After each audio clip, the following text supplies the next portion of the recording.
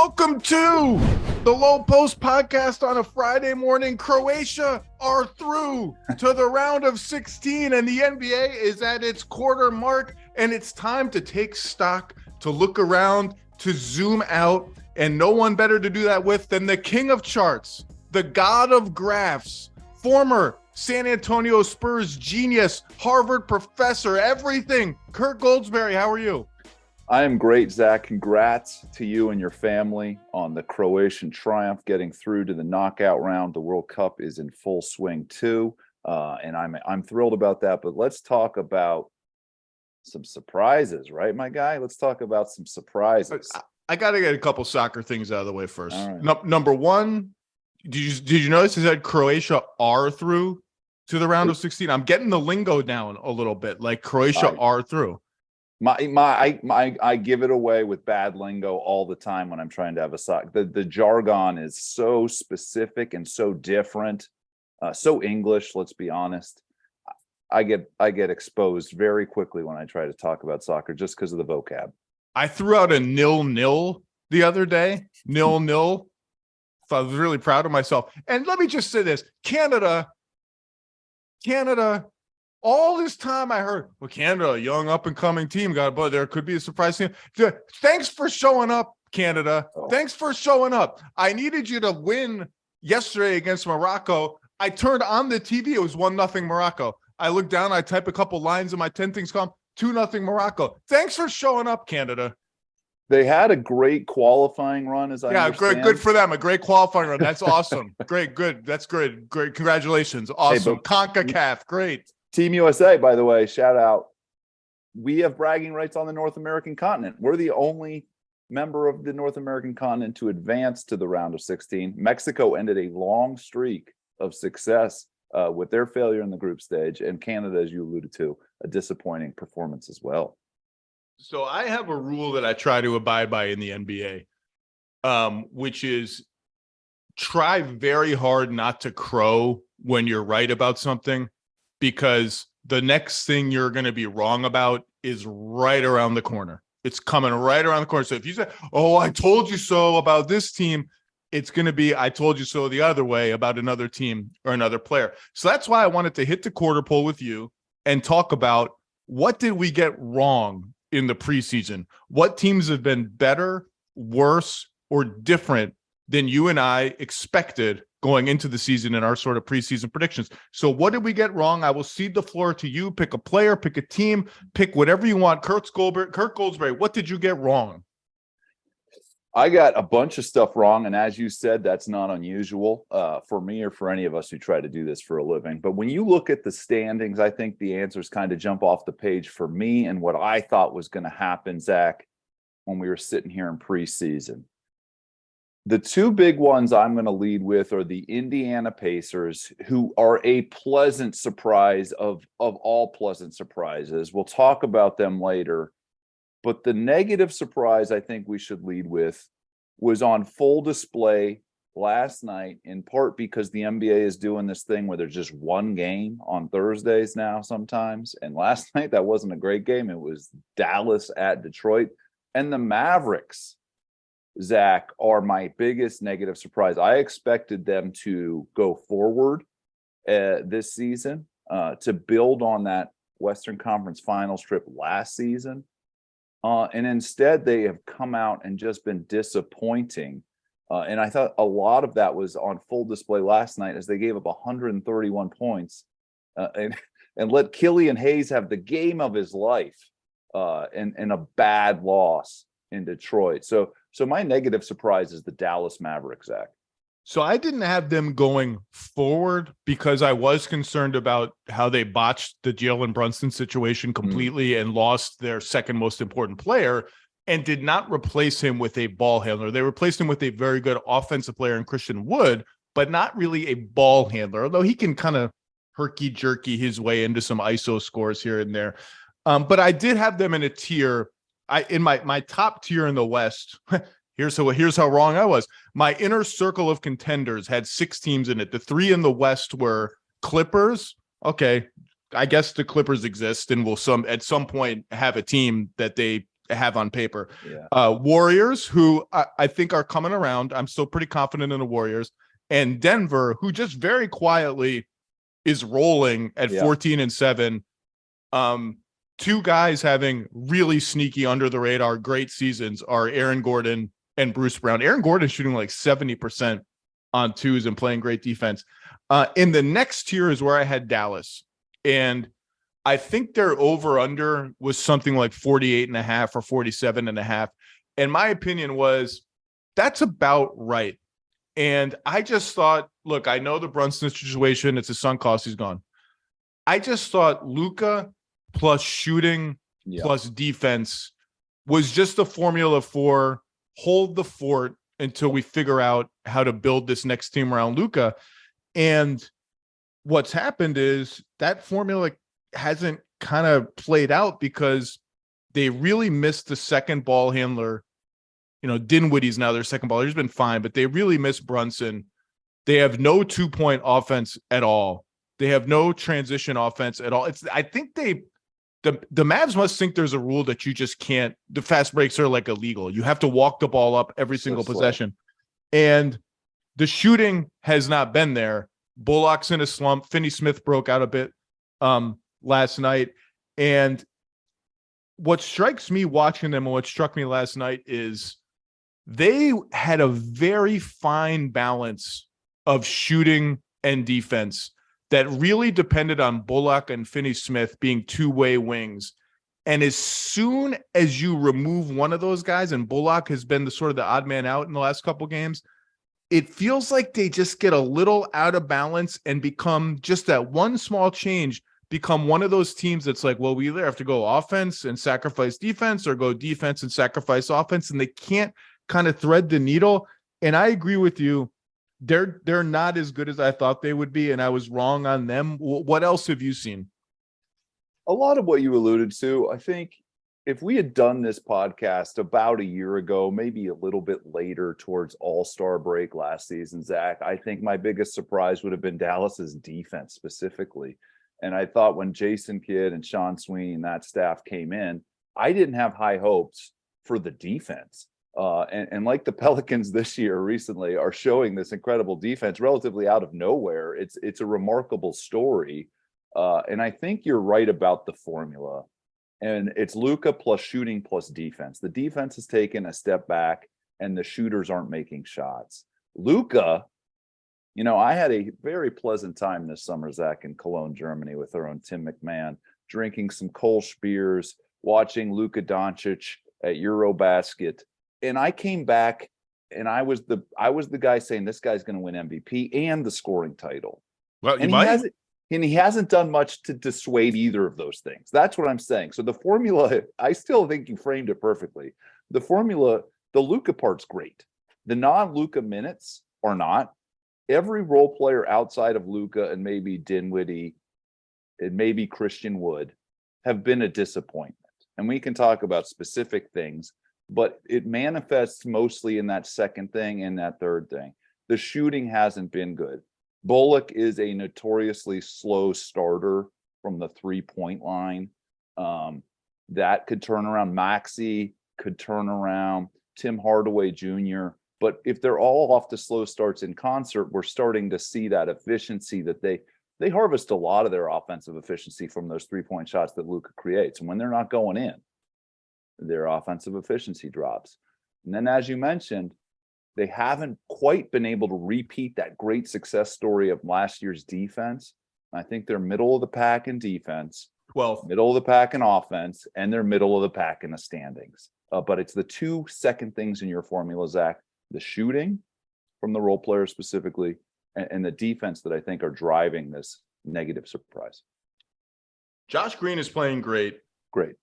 And has made the case for more minutes and maybe even a starting role. And their lineup data is all over the place. Like everyone, the Wood thing, the Wood minutes have become kind of an obsession among Mavs fans. Jason Kidd's already. We've got cantankerous Jason Kidd. The over-under is like on 15.5 games. And I think that was like that line was set right correctly. The line I just made up because he's cantankerous and I just want to answer these questions. Their lineup data is really interesting. So Luka, Wood, Kleba, that trio, so a second big man alongside Wood to kind of protect him defensively, has been really good, destroying opponents. Wood is the only big man on the floor with Luka. So you got to have Luka or else the whole team falls apart. Yeah. Wood and Luka with Wood at center, no other big man, has a slight plus scoring margin, really good on offense, treading water on defense, about what you'd expect.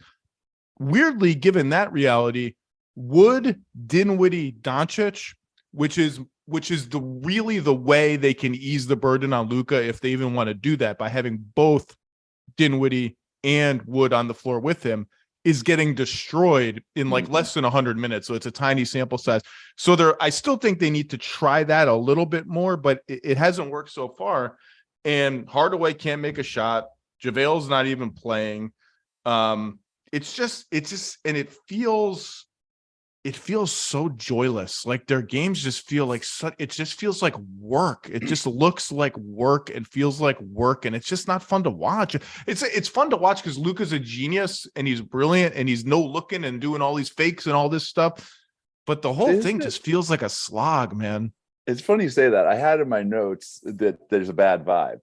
And nobody wants to hear me talk about vibes, but you set me up. I do think it's joyless, and I'll go a step further. It's starting to remind me of those very mechanical Rockets teams with the hyper usage Harden. And a lot of us thought it was cool at first and then got bored with it. And it was slow and it was heliocentric and all that stuff. I also want to come back. You did a great job of nailing this out of the gate. I think the Jalen Brunson departure is big. This team, as Tim McMahon loves to say, has two dudes that, I can't do his accent, has two dudes that can dribble the ball. I mean, and when Spencer Dinwiddie gets ejected in the Golden State game, you have Josh Green trying to play point guard. That's a Peter Principle situation, as good as he's been. When Luke is on the bench, there's no Jalen Brunson out there. And I think the people around the Mavs would say, hey, Spencer's done a good job filling that role a little bit for Brunson. But the old Spencer role, the old Spencer Dinwiddie role from last year, now we have a hole there. And to McMahon's point, there's only two guys that can really initiate offense on this team. The hope now is that Kemba Walker comes in and can service that role. And that's a big hope. And you can find people who are very optimistic about that in a very limited role. Kemba can do it. And then you'll find people around the league who say, dude, it's Kemba Walker. I'm sorry to say this, but he's over the hill as a playmaker in this league. Well, but look, I think the Brunson thing that you brought up earlier is a big part of why the non-Luka playmaking situations have taken a big drop. And Band McMahon and I have done the Brunson thing to death. We don't need to address it anymore. The Kemba thing, look, everybody loves Kemba Walker. I love Kemba Walker. He is a 4-time All-Star, has had an amazing career. He says he's healthy. He came on this podcast last year before the season in New York and said he was healthy, feeling better than ever. And I have no doubt that he's going to go there just like he did in New York and have a couple of monster games. Remember, he had like 2 40-point games in New York almost in a row last year.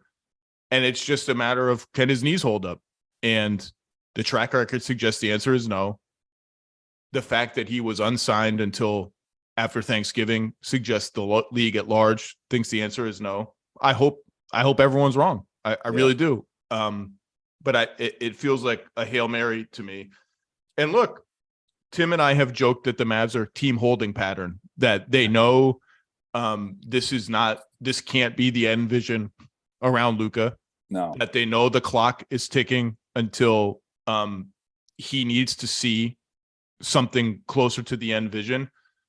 They have actually 2 first-round picks to trade this season, even though they owe one to the Knicks in the Porzingis deal. I just don't know. I don't know what the deal is. I don't know that there is a short-term deal. I don't know that they have the players that really anyone's dying to have. And I maybe this season just becomes actually a real holding pattern season. I don't know, but I know if they make the top 6, no one's psyched to play that team and that dude in the playoffs. No, and a couple other things. I think, one thing is, if you look at how they started last year, and I don't know if this team is sort of established enough to go back into the previous year and take away stuff, but they started, I have it here, They were 10-9 at the end of November last year. That's essentially where they are this year. They were 17-18 at the end of December. Okay, like the Celtics, started out poorly, mediocre, and then the Dallas Mavericks went 35-12 after January 1st and before the playoffs last year.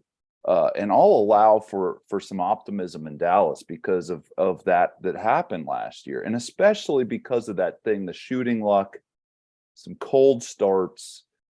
But dude, they're 1-8 on the road. I mean, I can argue both cases here. It's so early, the signals are messy.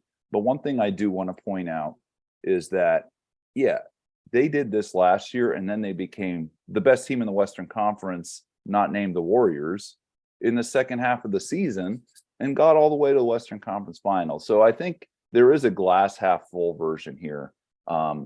I do want to extend that Rockets analogy, though. The closest that Harden team ever got was when they added Chris Paul, a second person who could drive the car. And I know Chris has been in the news in the last 24 hours, but I'm alluding to a time where Chris Paul was an incredible second option in a Houston team that had the high usage Harden, heliocentric shooters 5-out thing going on that the Mavs are kind of doing now. Where's that coming from? Because as much as I like Dinwiddie and he's been okay this year, they're missing that piece. They are. And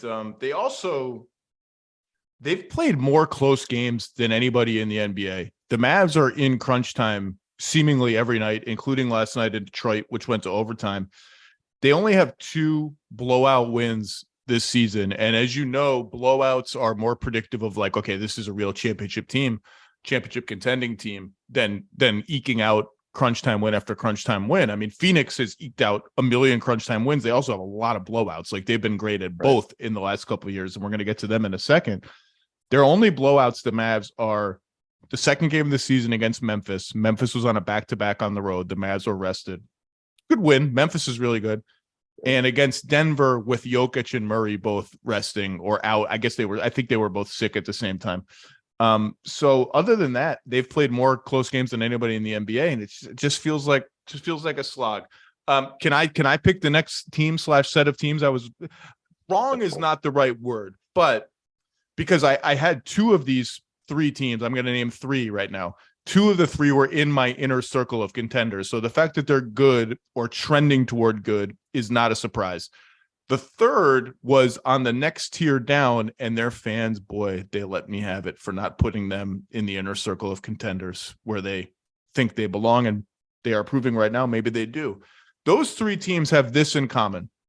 All of them were embroiled in such crazy preseason drama that it made you think, or not even just preseason drama, that it made you assume that something in their ecosystem must be off, that these events, you cannot experience these events and not have some negative effect on your chemistry, your culture, something. And to some degree, all 3 of these teams are actually making that a really interesting discussion. Like, does it actually matter? So here are the 3 teams. Boston, whose coach is suspended right before the season in a workplace sexual scandal that we've talked about on many other podcasts before. Robert Williams is injured. Gallo's injured. Boy, how can they've got that boy, that's got to have. I remember saying it can't help. It can't help. And they're just destroying the entire league. Golden State, Draymond Green punches Jordan Poole in the face, knocks him down. It gets leaked to the media. That seems bad. Must have some effect on your chemistry. They send Draymond Green away. Flash forward. Yeah, the Warriors are only 11-11, but they're trending right. Steve Kerr's made some adjustments in the rotation, putting Draymond and sometimes Wiggins and sometimes Clay and sometimes Steph with bench units. Particularly, there's one with Draymond that is really playing well. And they've seemed to have stabilized. And Draymond himself is playing outstanding. Much better. Yeah. On both ends of the floor. And Phoenix, who has the best record in the West, the second best point differential in the league. And their drama was at the very top with Robert Sarver. And then the Game 7 humiliation against Dallas, where I remember saying, you just never know when a game like that breaks you. The Ayton situation, the comments about Ayton and Monty Williams about, oh yeah, we haven't talked this whole summer. All the fireworks and drama there. Jay Crowder out. Like I'm out. I don't trade me. Cam Johnson's injured. Chris Paul's injured. Not talking. Chris Paul's injured. We're gonna leave it there. And all of these teams, it's like, again, it's gotta affect them. They've got to have some effect. And it's like, maybe that stuff matters way less. I mean, obviously every team is different. Every roster is different. Maybe that stuff just doesn't matter as much as we like to think it does, because two of those teams are cruising along and the third one seems to be finding its footing.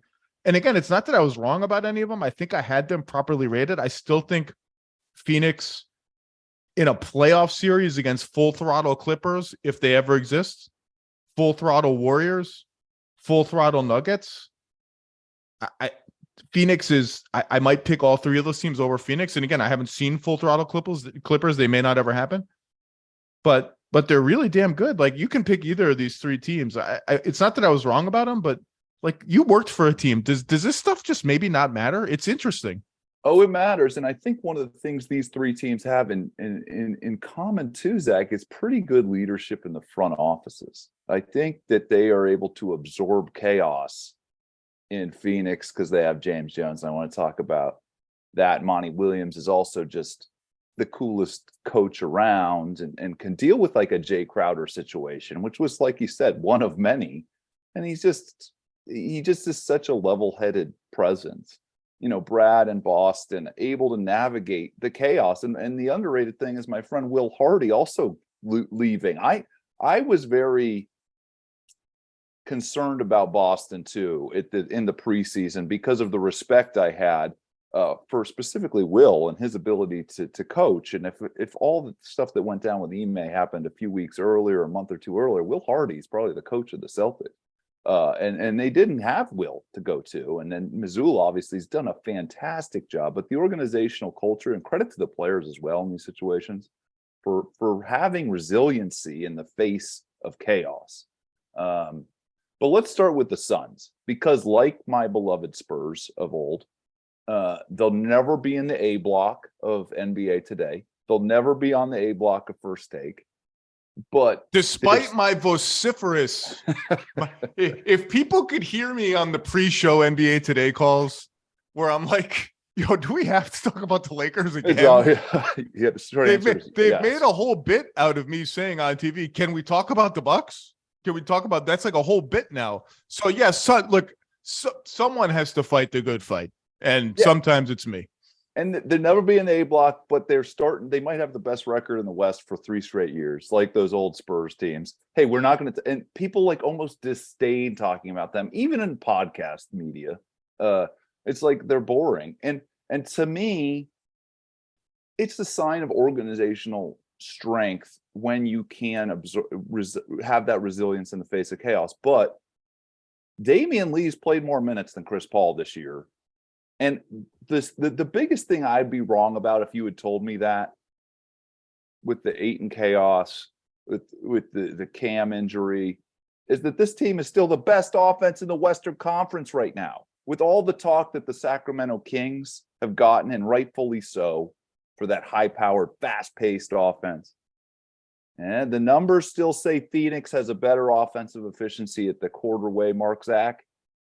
And they've done it with an MVP candidate level performance from Devin Booker, who deserves credit for taking a leadership role. But the offensive numbers, the thing I would have been wrong about here specifically in Phoenix. And that is driving them again to one of the best records in the NBA. Credit to Booker, Monty, and everybody who's playing minutes for that team right now. Yeah, Monty Williams is, I think I voted him coach of the year the last 2 years. I know I voted him the year that Thibodeau won. As stable a force as there is atop any organization as a coach. But still, for them to be, they're second in offense and 6th in defense, 2nd in net rating behind only Boston, despite all of this stuff that we've talked about. You said they're kind of boring. I mean, we don't think they're boring, to Not be to clear. watch. I'm saying in the quote unquote discourse, they're not salacious. Even in these scandals you're alluding to, the Sarver thing was salacious. But when I said boring, I mean to like this generic national media conglomerate, the quote unquote apparatus of NBA discourse. The A block point was what I meant. They're boring to the people who determine the A blocks. And no offense to my beloved producers of ESPN. Look, I mean, the Ayton thing is what it is, right? They made him go out and get a deal and matched it. Clearly, something went on there that they soured on him last season after going out of their way the year they made the finals to talk about how proud they were of him adapting to a kind of secondary screen and roll, defend, rebound role on the team. You know, he plays only 14, 15 minutes, whatever it is in game 7, gets pulled. There's drama there. The last 2 weeks of DeAndre Ayton has been maybe the best DeAndre Ayton we've ever seen in the NBA. He is allergic to free throws, and in 4 of his last 5 games, he's attempted at least 7 free throws. He is rolling hard to the rim. They're running these side pick and rolls with him and Booker with no other player on that side of the floor, and he's just diving to the rim, dunking. Yeah, he still spins away from contact sometimes, but he has a soft touch. So it doesn't matter that much. Defensively, he's super engaged. He's just I said in the offseason, like, I wish Detroit had gone after DeAndre Ayton before they got Jalen Duren in the draft. I thought he was a great fit there. I would bet on, I just think DeAndre Ayton, look, he's not a sexy player. He may never be an A+ on either end of the floor, but he's like a solid A-, B+ at almost every part of the game. He's playing really well. And Book, you know, he told my buddy Sam Amick, yeah, I'm not really in the MVP discussion. Hey, man, 51 points following up a 44 or whatever. He's now at 29 a game, 6 assists, 5 boards, 49% shooting, 38% on threes, 54% on twos.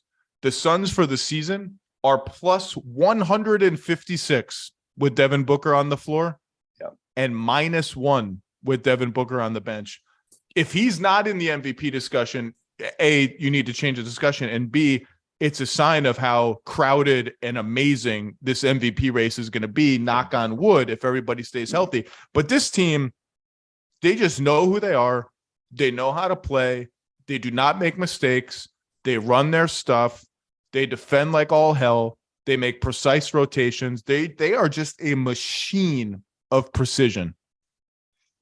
I love the Ayton point. I always say spacing starts at the rim. And when you have a rim running big and he has good hands, soft touch around the basket, you can open up the 3-point line for everybody. And to borrow a term from Jalen Rose, the Suns have really beautiful basketball geometry. Like, they threaten the defense at all 3 levels of the scoring area. But I think Ayton's emergence as the team's sort of second leading shooter and rim threat opens up space for their shooters, and especially Devin Booker.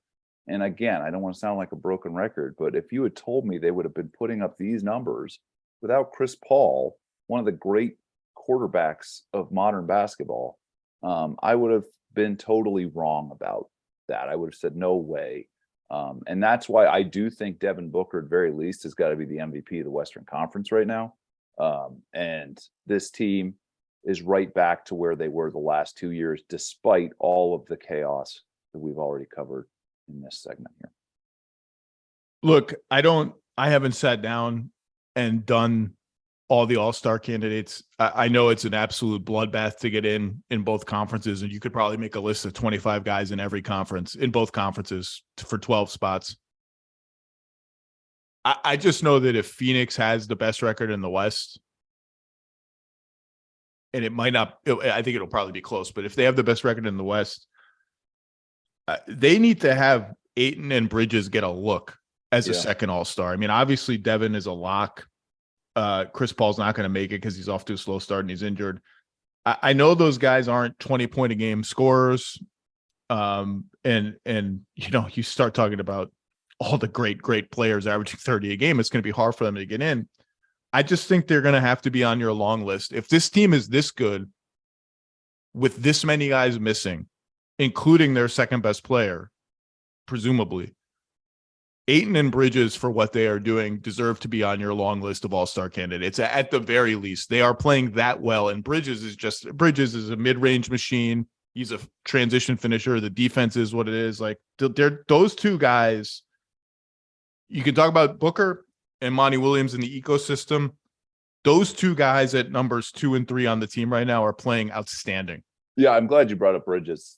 50, 40, 90 candidate, by the way. I mean, Woo! Yeah, and he's getting 16 points a game. He is one of the, if not the prototype 3-and-D guy in pro basketball right now.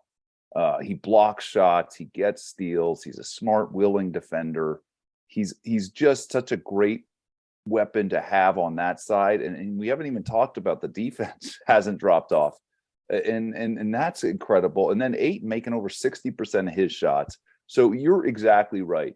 Whether they're stars or not, I'll let other people fight it out for that. But as a club, the Phoenix Suns basketball team has two incredible players right below Devin Booker right now and right below Chris Paul. And when Cam comes back, like again, that Jalen Rose thing, the geometry here is so beautiful. You have the 3-and-D, you have the point guard, the superstar scorer, and you have the rim running big. It's just there's a lot of talk of positionless basketball. Well, they still have positions in Phoenix, and all the guys at those positions are really good at their jobs. And it's fun to watch. And I didn't mean to say they're boring in that sense. I love watching them. And they're going to be a problem because they're not whole right now, Zach. And they're arguably the best team in the West. And I do think Crowder will get moved. It may be a situation where they're just waiting for December 15th. Obviously, there were reports that they were close to a deal a couple weeks ago. It didn't happen. Allegedly, it was a 3-team deal. I've heard all sorts of different intel. One team I would keep an eye on in any Crowder trade or really any trade like that butting in is the Rockets with Eric Gordon. Just keep an eye on it. I'm not saying he would be going to any specific place. I'm just saying keep an eye on it. And so they'll get something for Crowder. And Cam Johnson coming back is big because I do think they have recognized internally we can't just be this team that is completely dependent on mid-range shots. In the playoffs, we need to have more tools in the toolbox, and Cam Johnson's tool is we're going to shoot a crap ton of threes, more by our standards anyway. By Phoenix's low standards, they'll shoot more threes. They're 6th in offensive rebounding after being a bottom 10 team for years and years. Part of that is Ayton. Part of that is their kind of random scrap guys like Torrey Craig, Bismack Biyombo, Jock Landale, who's kind of on the fringes of the rotation now. I like the fact, and with Ayton's free throws, we'll see if that persists, but they've found more sources of offense, and I think they needed to do it. They're also, by the way, you watched them play, and I looked at the numbers because I was watching the other night. They are the best transition defense team in the NBA. They never, ever mess it up. There are never Minnesota recently. We should talk about them because I was wrong about them. They have 5 possessions a game where somebody shoots a 3 and both the shooter and whoever else is at the top of the arc or around the arc just stand there like, oh, look, a shot. Oh, I wonder if it's going to go in. It missed. Oh, 2 guys just ran behind me because we didn't move. Our first step in transition is a dunk. Hey, Darn. To be fair to those guys, there's nothing more seductive in the sport of basketball than that 1 or 2 seconds where the ball is hanging in the air. The ball is tipped. We're either getting 3 points or there's going to be some weird clang. And as a fan of the sport, I love that moment. I love that suspense, and we get it 100 or 200 times a game sometimes. And it's just great to watch these jump shots. Will they go in or not? So to the Minnesota guys, I feel you. It's a very distracting part of basketball. Anthony Edwards probably should be doing something else as a player. Yeah. Anthony Edwards, I love you. You're gonna be a future superstar. When D'Angelo Russell shoots a 3 on one side of the court, A, assume it's going to miss, and B, get your ass back on defense because the other team is leaking out. And the guy in that Anthony Edwards position on Phoenix is getting back every single time. And if you look at cleaning the glass, they allow the fewest transition opportunities in the entire league, and they have a low points per possession on those opportunities. They just nail all the little things. And look, my inner circle of contenders at the start of the season was 6 teams: Boston, Milwaukee, Phoenix, Denver, Clippers, and I think Philly. I should probably remember that. I think No Philly. Mavs? No Mavs? No. Okay. And Phoenix was 1 tier below. I was wrong about that. Phoenix, again, I have my playoff suspicions a little bit, but they're better than I thought they were going to be. Wait, that's the last question. I'm going to ask the great Zach Lowe this question. If you had to say the 2021 Suns playoff run versus the 2022 Suns playoff run, which one do you think is a better sort of example of what we might see in the 2023 playoffs? Well, there are people who would discount the 2021 Suns playoff run, right? Oh, Anthony Davis was injured. Kawhi was injured. The Nuggets were out of gas and banged up and on and on. All that is true. You just got to win the year. You got to win the games in front of you. They roasted the Nuggets. The Clippers series was probably more competitive than I expected it to be, but the Clippers they're good, man. Like, everyone's sort of down on the Clippers right now, and I get why. Like, the Kawhi thing is weird. He never plays. They have missed Kawhi almost the entire season. Paul George has missed some games. Luke Kennard's missed a million games. Guys are just injured all the time. They're 13-10. Like, they've had an easy schedule, but they find ways to win, whereas other teams, we don't have to say their names, suffer one injury, and it's like, well, how can you possibly expect them to win any games? The blah, blah, blah.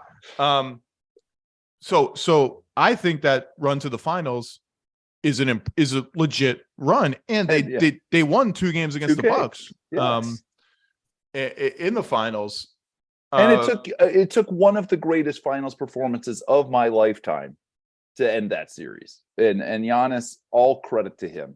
What a monster masterpiece he put up in Game 6 that year. But I'm with you. We still don't talk enough about.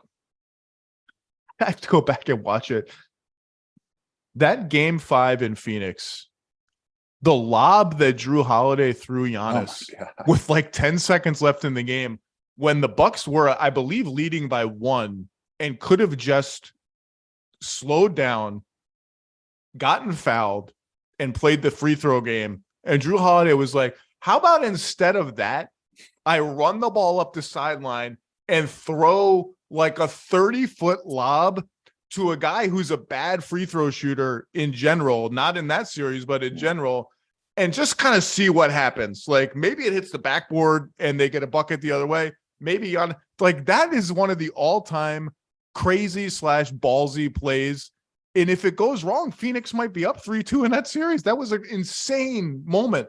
It was it's World Cup season, and we're seeing how soccer can have these moments with these goals that change a whole team's ability to come out of the group stage, for instance. But that was the closest I can think of that moment you just described. It was such an inflection point, because it was either going to be a dumb play that could cost you a final series, or, as you alluded to, the highlight that we all picture in our heads for the rest of our lives. That one, and Giannis's retreating block on Ayton. Oh my God, I forgot. Well, he recovered like a defensive back from the elbow to the rim. And then the one other one was the Ayton lob play that series, which was just a phenomenal out of bounds play. That was against the Clippers. That was against the Clippers. But that's Game 2. That was Game 2 against the Clippers, and they're still mad about DeMarcus Cousins in defense on the inbounds passer on that play.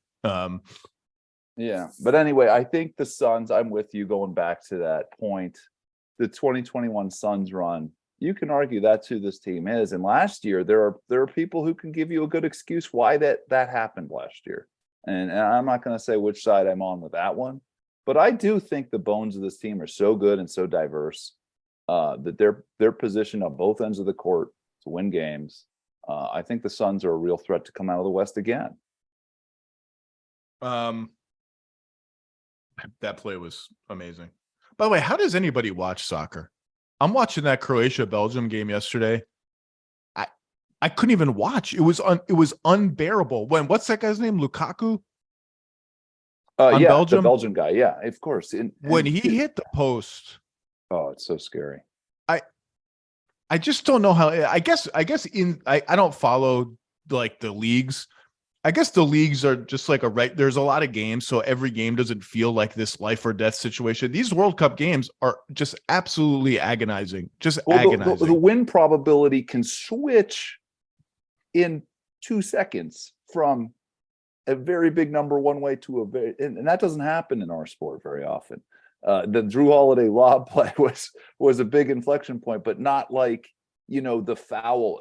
It's, as the U.S. fan, the foul on Gareth Bale in the 75th or 80th minute, whatever that was, against Wales. I was like, oh my God, that's a goal. Like that's, and then when we're ahead against Iran, just hanging on, just knowing that all it takes is one shot to end the whole USA World Cup run.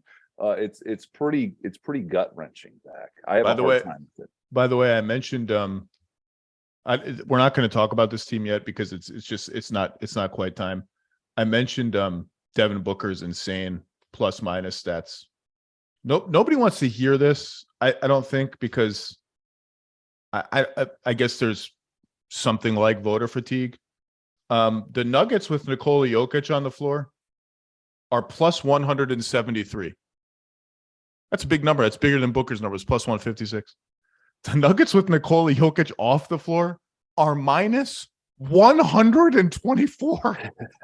Like, what the hell is going on?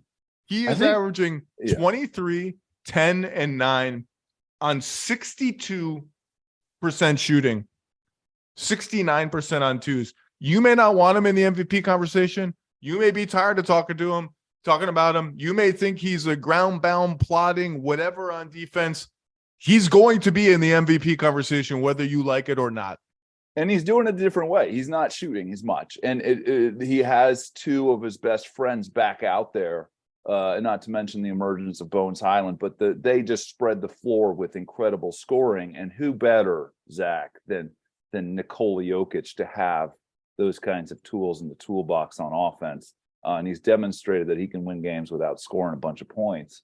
And that offense is, simply put, one of the best in the league. And that's not a surprise. We all knew if these guys were coming in healthy, that this offense, now those on-off numbers are kind of disappointing because this team should be deeper than that. The negative one I'm alluding to is specifically, like, Steph had a similar thing going on earlier this season. Like, he still does. Steph was in the game, they had a net rating of 8 or whatever. That's elite. And when he was off, they had a negative 15 net rating or something. I haven't checked that recently, but to me, that's one of the MVP criteria.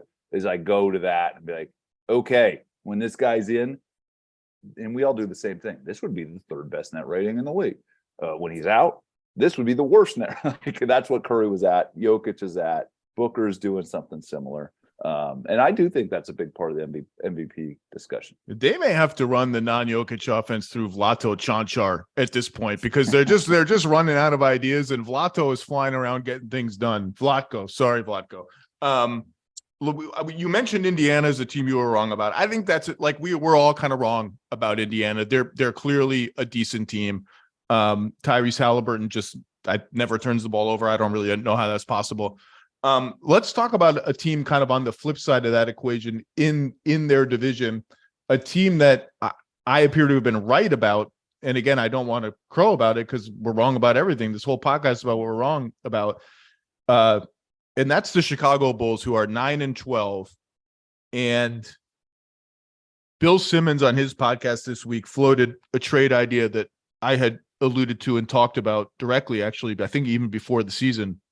I mentioned maybe the Lakers rather hold their ammo and see what happens with a team like the Bulls, see what happens with a team like the Wizards. And I mentioned DeRozan specifically, and according to Twitter, I haven't gotten a chance to listen yet. Bill, your podcast is going to be my Peloton podcast today. The trade I saw on Twitter was Russ in both picks, one with light protection on it, I think, for DeRozan and Vucevic. I can tell you 100% for sure the Lakers have had internal discussions about that very possibility if it would ever come up. Not that they would do it. Let me be clear.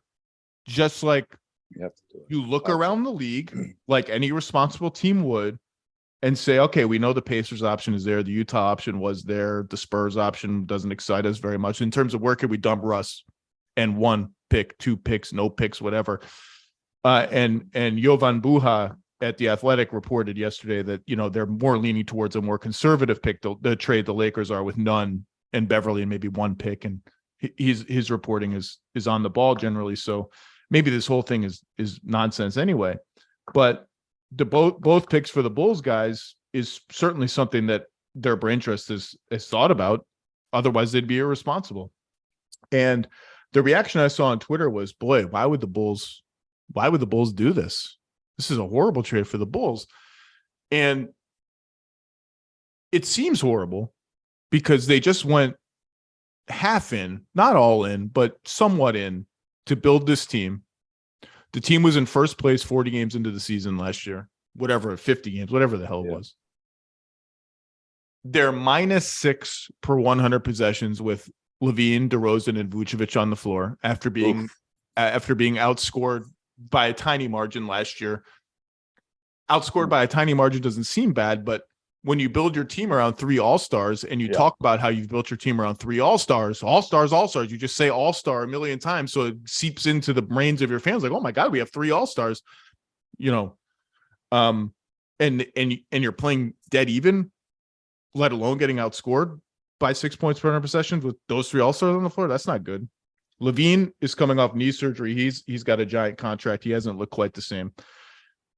Vucevic is on an expiring deal. Is anyone that excited to get Nikola Vucevic on an expiring deal? They were. Not on the expiring, but we know he's a limited defender. And like this idea that he's a great 3-point shooter, it's just not true. He had 1 great season, and after that, it's like 34%, 31%, 32%. You can see teams just don't care. They don't care if he's open. On some nights, he'll make them pay. On some nights, he'll pass up a lot of open threes, or some open threes anyway. Does he have a lot of trade value? DeRozan has real trade value. Yeah. DeRozan's also eligible for an extension after this season. Vucevic is eligible for an extension, I believe, already. Many, many people in the league have floated the Bulls as they owe this top 4 protected pick to Orlando in the disastrous Vucevic trade. There's some interesting guys at the top of the draft this year. Should they blow it up? Should they just get out of this business of Vucevic and DeRozan and tank? And those Lakers picks are valuable. Like, I don't think that's a crazy awful trade for the Bulls. Those extensions decisions with those 2 guys will be telling for Chicago. They would have to make a blow it up decision as an organization before they can offer DeRozan an extension. So maybe that's not so telling. In the offseason, it will be, though. I don't know, man. I never really saw it with this team. I know Lonzo's the connector. Lonzo's the guy who makes it go. Without him, their shooting and defense aren't the same. I know. Also, though, you keep hearing when I talk to executives around the league, well, the Bulls need to pick a lane. The Bulls can't sit here in the middle. They need to pick a lane. It's like they just picked a lane. They made these moves in 2020, the summer of 2021. That's like yesterday. They just picked a lane. Are they going to veer to the other side of the highway already? Like, that hurts as a front office. If you wave the white flag on this team 18 months or whatever after building it, 14, 15, 16, whatever it is, that's an omelet on your face, man. That's not an egg. That's an omelet. To extend the road metaphor, they did pick a lane, but they got a flat tire, and you don't just keep driving with a flat tire. You got to do something here. And the roadmap, I think we touched on Indiana, and I'll add Cleveland to this. Oh, I want to hit Cleveland because I was wrong about Cleveland. Oh, I'll give you a setup, but I think one of the things with Cleveland last year, they turned the corner, right? They won 31% of their games 2 years ago, 54% last year, 64% this year. But the key thing, Zach, I think when the pick a lane discussion comes up, the thing that Cleveland got as they went from a 31% winning team to a 54% is they got an identity. The Evan Mobley, Jared Allen, oh my God, this is a defense. We have a defense. We don't know what we're going to do. Arms everywhere. We have arms everywhere, and we're putting up, when we're healthy, top 5 defensive numbers. Let's build around that. I think the Pacers are going to go from 31% last year to about 50% this year, let's say. But they got an identity. They have this incredible backcourt of young guys, and now they have a clear team building endeavor in front of them. How do we build around these dudes? Cleveland has a clear team building endeavor. We know who we are. We picked a lane, but we also have a brand identity to work with, you know. And in Cleveland, we have these defenders, and in Indiana, these other Eastern Conference teams that are on the roadmap to success. They have a brand. They have an identity. I still don't know what Chicago's trying to be good at as an analyst. I don't know what they think they can get to. I have always been a Vucevic critic, although when I mapped his shot charts, he had a beautiful Grantland era shot chart. Because this guy, when we were still shooting 20-footers, he was great at that. And to be clear, like, he's a good player, and prime Vucevic was a really good player. The defensive limitations are what they are, and he's just not as special on offense and as a shooter as I think people make him out to be. He's just fine. He's a good post player. He never gets fouled. His three-point shot I mentioned, he's just okay. He's not like amazing. No, and if you pay a center in 2022 a lot of money, that player better be good at defense. Period. That's what I think. Okay, it's the number one job requirement for a high-paid center in pro basketball right now. And he is a great shooter. He's a good rebounder, but he's not a rim protector. So I think their defensive identity is always lacked because of that. And I'll put that on any center in the NBA. That's their job. And then on offense, I still don't know. Can you build a great offense around DeMar? There's people like our friend Bob Voulgaris and some of my friends at the Spurs that say, yeah, just ISO DeMar. Have you seen the numbers? Just ISO. Just run. He should have the highest usage in the league. He should do this. Well, they haven't really done that. And they're not good at offense, and they're not good at defense when you take the 10,000-foot view. Their off-ball defense is just a train wreck. It's just a train wreck. And I don't know where they're going. I think I'm leaning towards it's time to at least consider, quote unquote, blowing it up, Zach, in Chicago. Well, again, like, people scoffed at the trade Bill mentioned. I don't think Vucevic has a ton of trade value. DeRozan has some, but those 2 first-round picks are really, really valuable picks. Like, that's not a crazy trade. The Bulls play things pretty close to the vest. So I don't know right now what their mindset is. I don't think the league at large, and I've asked other teams, knows what their mindset is. My assumption has been it's too painful and too embarrassing to bail on this team so soon after trading, the Franz Wagner pick, another pick out the door, Wendell Carter Jr., who's just flat better than Vucevic right now. Yeah. After trading all of that for DeRozan and Vucevic, and they didn't really end up trading that much for DeRozan, but still, that it would be too painful, too quick, too embarrassing.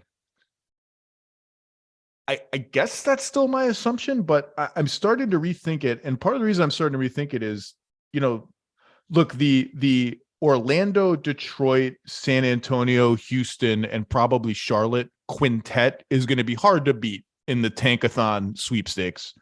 But you can get to 6th. Right. Like, Utah could get to 6th. Utah could get to 6th if they wanted to. And I don't think they're averse to that scenario, but that's a different discussion for a different day. And I mentioned this when Minnesota traded everything for Gobert and Atlanta traded a little less than everything for your old buddy DeJounte Murray. I think part of what's going on with these trades is teams think we can go all in or mostly in, and if it fails, we can quickly pivot and make the reverse trade with another team who's desperate to go all in. And maybe Chicago can look at the landscape and find a deal like that kind of resets for them and eases. I don't know. I don't know what they're going to do, but I know that things are dispiriting enough now that they at least have to start having internal discussions about, okay, so where are we here? What's the big picture? Yeah, I don't think there's a bright future on that picture. And they could trade Caruso. They could even look at trading Zach LaVine. If they really want to start a rebuild, they can. I like that concept of that reverse trade, and they can sort of get back some of that stuff with some of these trade pieces, and whether it's the Lakers or another team, like I do think Minnesota might start thinking like that too. It's like, oh, we can hit the edit undo button, sort of. I don't know if you can they get can't five trade Cat. back. They can't trade Cat now this season because he's on the Supermax. I didn't say trade Cat. What are you talking about? But I'm just saying, like, I do like that concept you brought up, Zach, of justifying some of these trades. Is like, oh yeah, there's an edit undo concept here where we can maybe do the thing in reverse and recoup some of our own draft assets. That's Control that's Z, Command Z, whatever. Control Command Z, if you're a Windows guy or an Apple guy.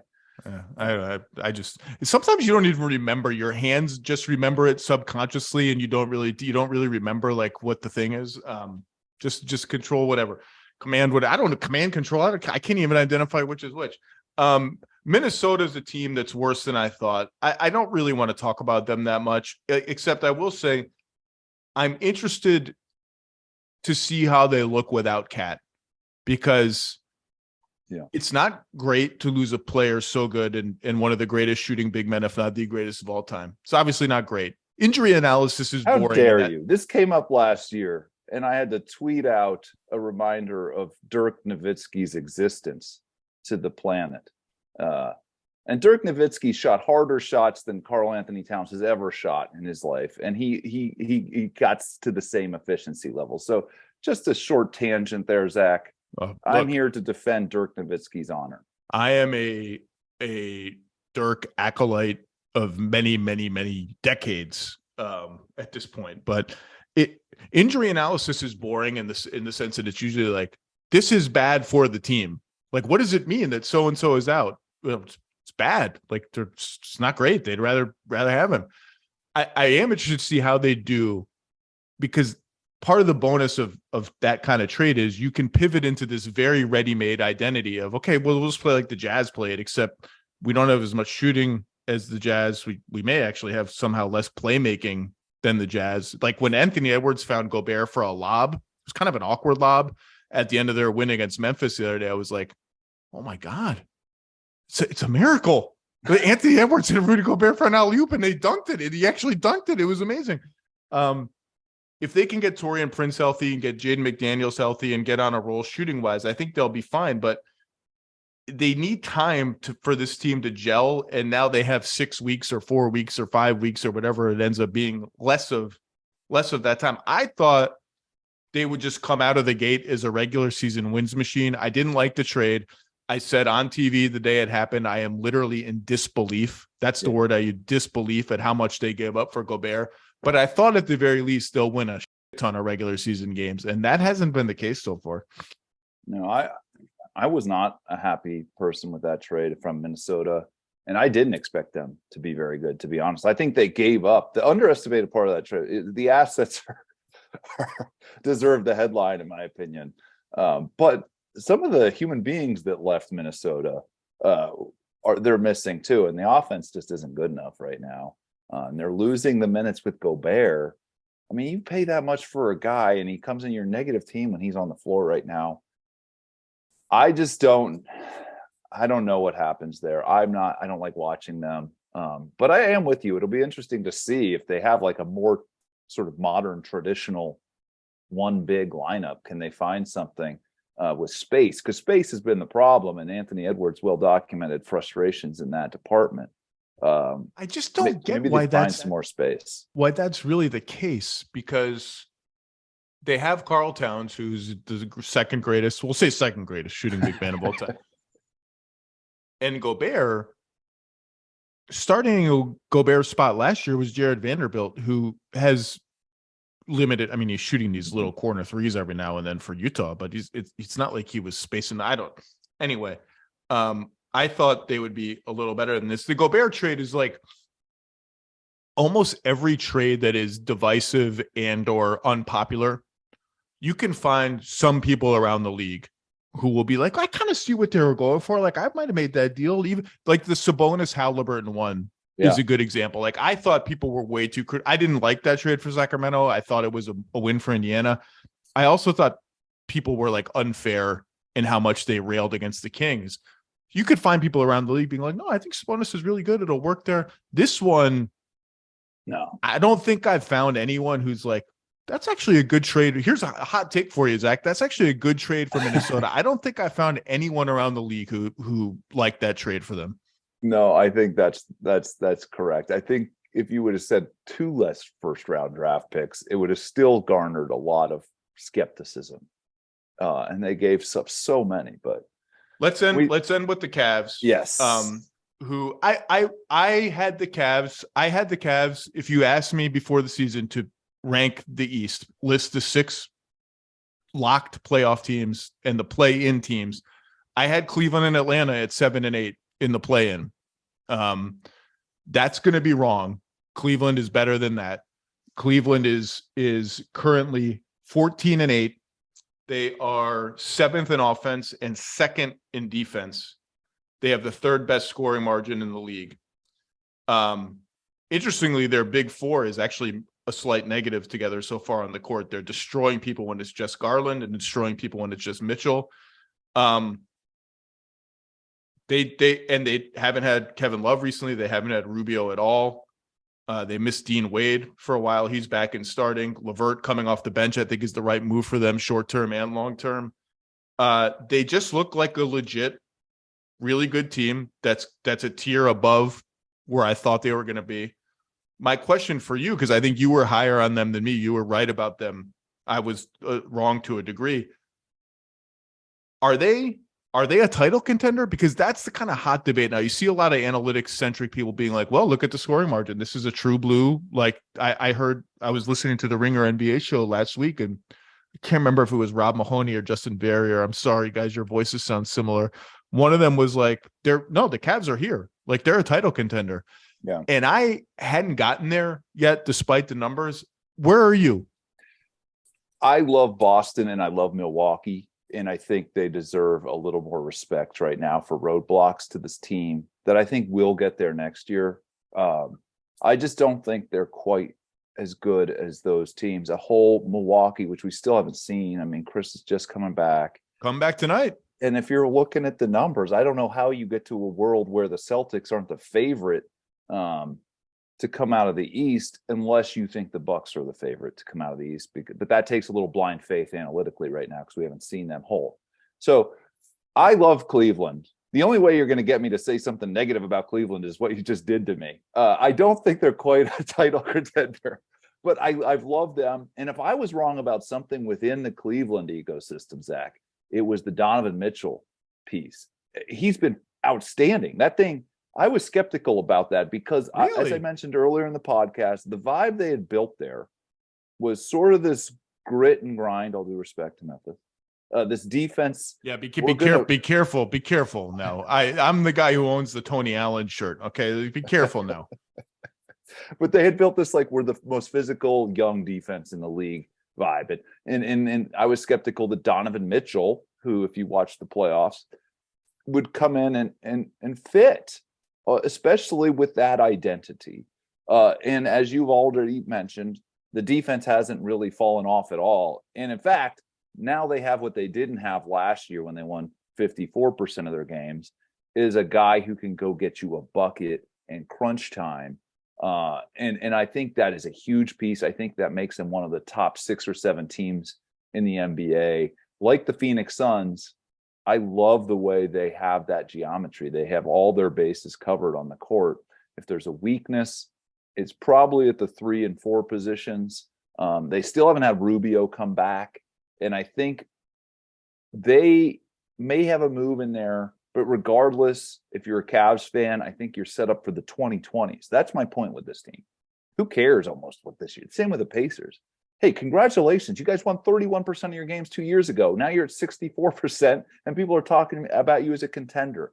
That's fantastic news. And the best news about it is in the next 5 years, I still think they have a lot of room to get better and actually win NBA championships. You mentioned crunch time. Donovan Mitchell has been sensational for Cleveland. He's on the fringes, I think, of the MVP discussion. This isn't a scorcher, but a lukewarm to, don't touch the stove take. I kind of trust Darius Garland with the ball late in games more than I trust Mitchell. I love Darius Garland. I think he's a better passer. Yeah. I think he's a better pull-up three-point shooter. He's obviously not as physical as a straight line driver, north-south athlete, finisher at the rim. I just trust him to make the right decision almost every time.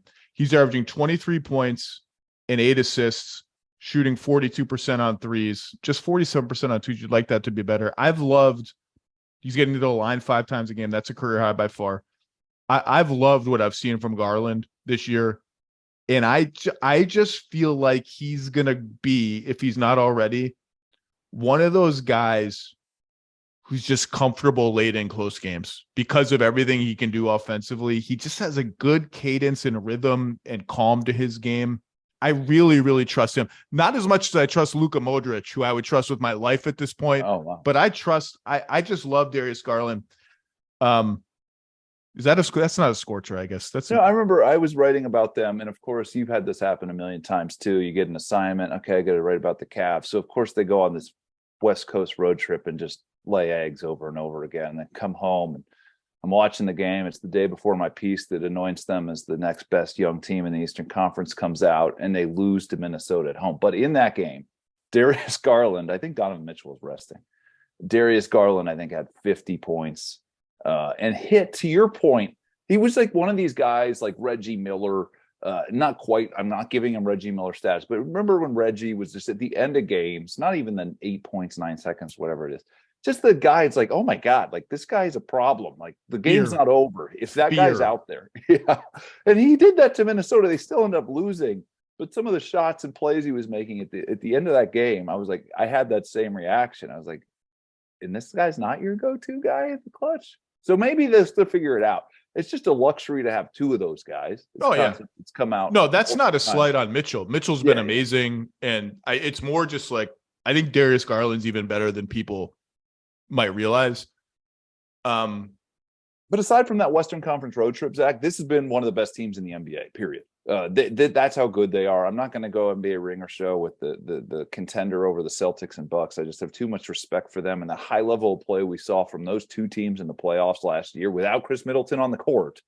I'm not sure they can go into those gyms and win those kinds of games yet, but I love this team. I love it, and I love its future more than anything. Sometimes I am guilty, as others are too, of being slow to accept a reality that is unfolding before your eyes because it's happening faster than you expected. Sometimes there's a team that's just ready before you might realize they're even ready. Maybe that's the case with Cleveland, but I'm with you. I do not buy them yet as a title contender. I don't think they're on the same level as the healthy Celtics or the healthy Bucks. Those teams are incredible. And to your point you just made, I know Donovan Mitchell's been through some wars in the playoffs. Most of those wars have gone badly for his team. But he's had some great moments in the playoffs, obviously against Denver, Oklahoma City when he was a rookie. I just like what the experience that Jason Tatum and Giannis, just as 2 of the 5 best players in the league, the experience of the supporting cast on those teams, the environments they've had to play and win in, the stress they've had to play and win under, you just can't replicate that. And I do think that matters. And the gap in that kind of experience from those guys to like Mobley, Garland, Allen is enormous. And if the chips are ever down in the playoffs, I just think it matters. I just don't, again, it could be one of these cases where no, the numbers are right. The numbers are right. They're here now. And I'm slow to realize it. I don't think that's the case here. And they've beaten Boston twice this year. Those are 2 of their signature wins. But yeah, for those of us who are at especially the Boston games in that series, that environment in Boston in the postseason, and it looks like the road to the Eastern Conference title is going to have to go through Massachusetts again. That gym is a very, very difficult place to win games in the playoffs. I mean, we've seen great players go in there and not get the results they expected for years, decades now. And yeah, I'm with you. I love the Cleveland Cavaliers. You're not going to make me say anything bad, but yeah, I think they have a year of learning some lessons in the postseason ahead of them. I think that's generally the blueprint we see from emerging teams. I'm not going to put them ahead of schedule, but that's not a slight. And one other thing is the Celtics sort of were that team last year, right? The Celtics 17-19 or whatever it was. And then they turn it on and the numbers start screaming. And the little chart I put on Instagram and Twitter, it's like they start shooting towards the upper right every week. And you're like, is this real? Are they that good? And sure enough, they did. They got all the way through. That is a great point, because the Celtics at the trade deadline last year were exactly the team I'm describing, the team that they realized internally what they had before I did. For sure, I was slow to accept, oh, they're actually this good. I needed to see it longer. They didn't. They were right. That's a great call. But again, they had that experience though too. We know Jason Tatum and Jaylen Brown had 2 trips to the conference finals before that. So yes, they were winning the championship on paper. All the nerds, including I think 538, expected to win the finals, which a lot of us did when we made our picks for a similar concept here. I'm not quite sure you're ready to beat Steph Curry, Boston, and they weren't. And all credit to that team. They're still on the path and probably the championship contenders right now, but it's a process, to borrow a term from Philadelphia. And Cleveland deserves accolades for building a team that's even having this conversation right now. And maybe we'll be wrong. Let's check in again around the All-Star game. And as you said, even if we're right and they're not ready, you didn't make that trade thinking you're winning the title this year. You made that trade because you have 4 under, whatever Mitchell is, 26 and under players who are all legit all-star types. You can build it for a few years. Kirk Goldsberry, you can see it in his background. YouTube watchers, you can see it in his background. Sprawl Ball. I had you on the podcast years ago to talk about that. It's a fantastic book. Thank you. You can see on my wall right here above my ironing board, which they've asked me to kindly remove, and I said no, I like it. You can see the Kirk Goldsberry map, the Naismith International Park, that hangs in my office. It's a beautiful holiday gift. I have gotten it for people for the holidays. And every week you write at least once a week for us. You're on the Hoop Collective here and there. You're on the Lowe Post here and there. It's always good to see your face, Mr. Goldsberry. Thank you for your time. Enjoy the World Cup, Zach. Good luck to that Croatian side. That's a good soccer word for you. The side. There you go. Kirk Goldsberry, everyone. Thank you, sir.